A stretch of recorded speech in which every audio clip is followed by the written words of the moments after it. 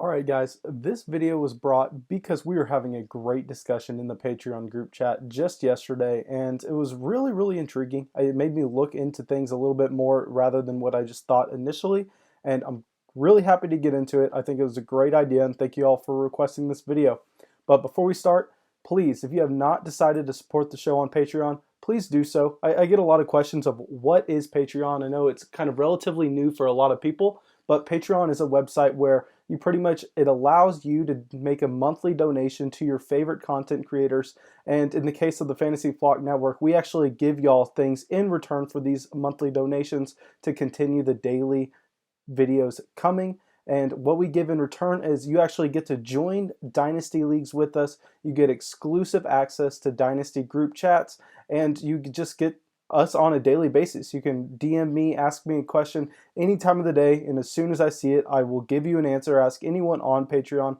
Answers tend to be really in-depth, and I try to be as helpful as I can while doing them. So let's get into the video, and we're going to be talking about DK Metcalf and AJ Brown. Now, I know across the Dynasty community, a lot of people have AJ Brown valued significantly higher than DK Metcalf. Not necessarily so much anymore, especially compared to a couple months ago. But if we think back to about week 16, week 17 of the NFL season, A.J. Brown's value was skyrocketing. DK Metcalf was also putting on an impressive performance this time of the year, but we just didn't see the value change like we saw with A.J. Brown. I'm going to get into why, and I'm going to get into what I think their values are currently and what we should be willing to pay for them and which wide receiver we should go out and target, or maybe both of these wide receivers ourselves. I'll get into that at the end of the video. But first, let's kind of dive into how these players profiled coming out of college, because they both were just rookies. So the sample size on them in the NFL is still extremely small, and I think it's still useful to look at these two players, how they were as prospects coming into the NFL. So with DK Metcalf, he is 6'3", 228 pounds, absolutely massive. We all saw the pictures of him in the pre-draft process last year, just shirtless, absolutely looks like a bodybuilder, just a freak of nature. He's 22 years old. He was a 99th percentile Spark athlete. We all know he tore up the combine. His 40 time was ridiculous. He was trending on Twitter, and right at the end of the day, he did put up a subpar 3-cone, which got a lot of people too scared, saying he could only run go routes and he was not going to be able to make moves on the football field. But I think he put those concerns aside his rookie year. Now, this is what was interesting to me, and this is why I didn't necessarily draft DK Metcalf in a lot of Dynasty rookie drafts, because he didn't get drafted in the NFL draft until the very end of this second round. If y'all remember, he was actually being mocked to be a mid-round 1 pick. A lot of people had him going to, I think, pick 19. I want to say the Bills had that pick last year. I know they also picked in the top 10, but for some reason I want to say that they had picked 19 at some point last year, and they were mocking him there. But long story short, he was being mocked by consensus to be a first-round pick, and then he fell so far down the draft board. Y'all remember when the Kansas City Chiefs traded up and everyone in the Dynasty world was screaming, oh, they're coming to get DK Metcalf. This is going to be fantastic. And they took McCole Hardman, someone that we hadn't even been talking about whatsoever. He was on nobody's draft board. So DK Metcalf, for some reason, slid down the draft boards, and I think it may have to do with his injury concerns coming out of college. We know that he was very limited and had very few experience in college games just due to some serious injury concerns that he had while he was at Ole Miss. But that was his prospect profile, and now let's get into A.J. Brown.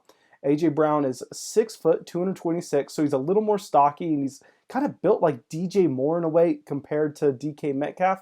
He's the same age as DK Metcalf, 22 years old. He was also a super impressive athlete. He was an 88th percentile Spark athlete, and he was drafted in the middle of the second round. Now, this is a player that I actually went out and put him as my wide receiver 1 before the NFL draft for our Dynasty rookie drafts. I loved A.J. Brown.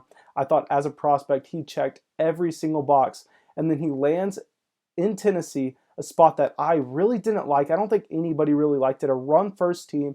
And I was still of the opinion that I wasn't willing to give up on Corey Davis. I thought Corey Davis was still going to be the wide receiver 1 in A.J. Brown's rookie year. So I think the landing spot was really poor for him, but I still ended up drafting him in a couple Dynasty rookie drafts just because I thought he was so talented.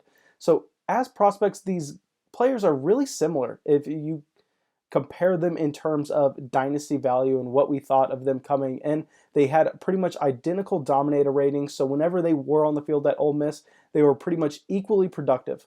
Now that we know that they were both equally great prospects, let's get into what they did their rookie seasons and why people valued A.J. Brown so much higher than they did DK Metcalf. Now we'll start with DK Metcalf again. And DK Metcalf in his rookie season had 100 targets, 58 receptions, 900 yards, and 7 touchdowns.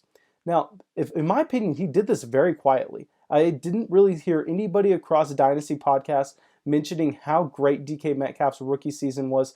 All the talk was about Deebo Samuel, Terry McLaurin, A.J. Brown, and I was really surprised to see these numbers on DK Metcalf about week 16, week 17 of the NFL season. But after then, DK Metcalf really exploded on the scene and grabbed everyone's attention in the playoffs. In 2 games, he had 14 targets, 219 yards, and 1 touchdown. And he just kind of absolutely looked unstoppable. Nobody was able to cover him. He clearly identified himself as the Seattle's number 1 wide receiver. And DK Metcalf looked like he took his game to a complete another level.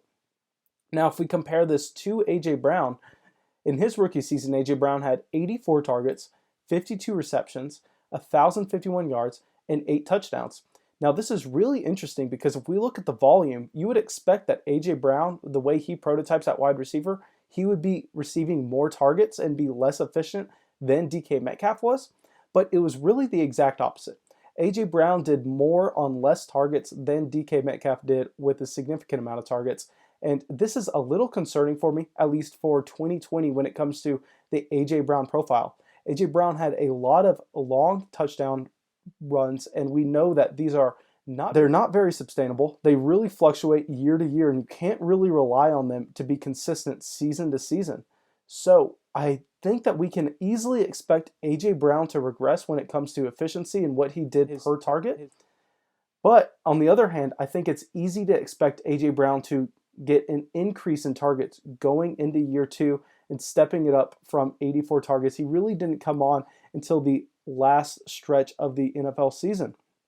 But A.J. Brown at this point was being valued as a high-end wide receiver 1. People were saying that he was a player that you built your dynasty team around. I saw that right before the NFL playoffs, there were actually a good amount of dynasty startup drafts. There were a good amount of dynasty startup mock drafts. And a lot of them had A.J. Brown going in the second round of startups. And at this point, I came on the YouTube channel. Told y'all, if y'all have A.J. Brown, go out, sell him, get DJ Moore plus a little. You can do it right now, but you're not going to be able to do it for that long. And I really, really hope y'all listened because I was a big fan of A.J. Brown, but at the time, that evaluation was kind of ridiculous. And he's really come down to earth since then. I don't see him getting traded for that much anymore. I think the gap between his value and DK Metcalf's value has really closed in. I'm going to get in a little bit later on, tell you exactly what that gap is and what it should be. And the reason we see A.J. Brown's value go down from that initial point is because in the playoffs, he played in 3 games, only had 10 targets, 5 receptions, 64 yards, and no touchdowns. Now, this is kind of misleading because we know that the Tennessee Titans were able to do exactly what they wanted to do in 2 of these playoff games and just run the ball, slow down the pace of play, and use Derrick Henry to win the game. But if you're using that argument to justify A.J. Brown's lack of production, I would use that argument in saying that I believe that's what the team is going to want to do in 2020 and beyond. I don't think that they want to feed A.J. Brown like an alpha wide receiver, even though he may be one. And this was the conversation that we were having in the Dynasty group chat. So as of now, I still would rather have A.J. Brown over DK Metcalf if I'm in a Dynasty league, but that is solely off of what I believe I could get for these players in trade.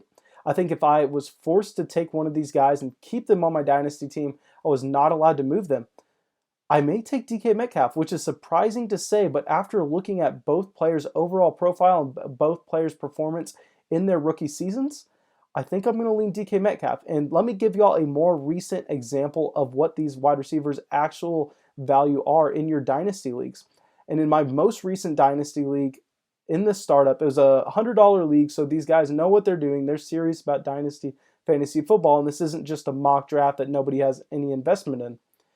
A.J. Brown went as the wide receiver 11 in the late third round. And keep in mind, this is a superflex league, so these overall picks are going to mean a little bit less than a one quarterback league. Both players are going to go a little bit later because quarterbacks are pushed up the board.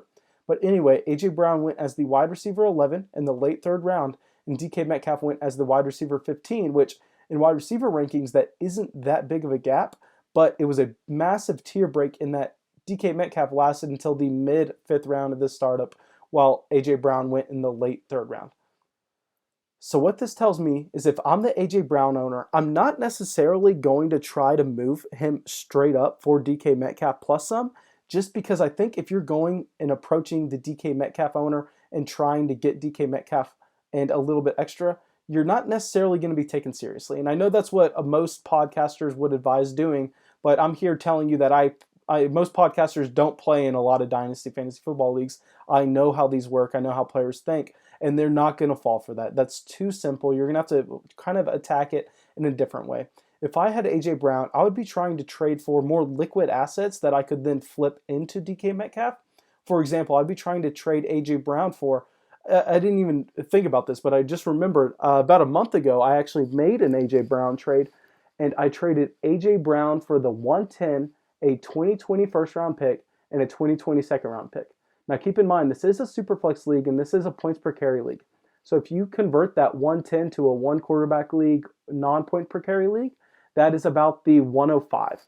So I would try to trade A.J. Brown for about the 105 and a 2020 first and second round pick in a standard one quarterback league. Now, if you can get that done like I was able to in one of my leagues, I would really, really advise taking that 2020 first and second round pick, trying to flip it into DK Metcalf right away. If you can't do that, I would even be willing to turn that 105 and the 2021 second round pick into DK Metcalf. Now, I think that is completely doable, and that really nets you DK Metcalf and a 2021 first for A.J. Brown. Obviously, you're not going to be able to get this in every league, but it's definitely possible. And thanks for checking out the video, guys. Really hope you all appreciate it. I wasn't using my regular mic for the video, and I hope the quality came out decent, but I know it's not going to be as good as usual. But have a great day, guys.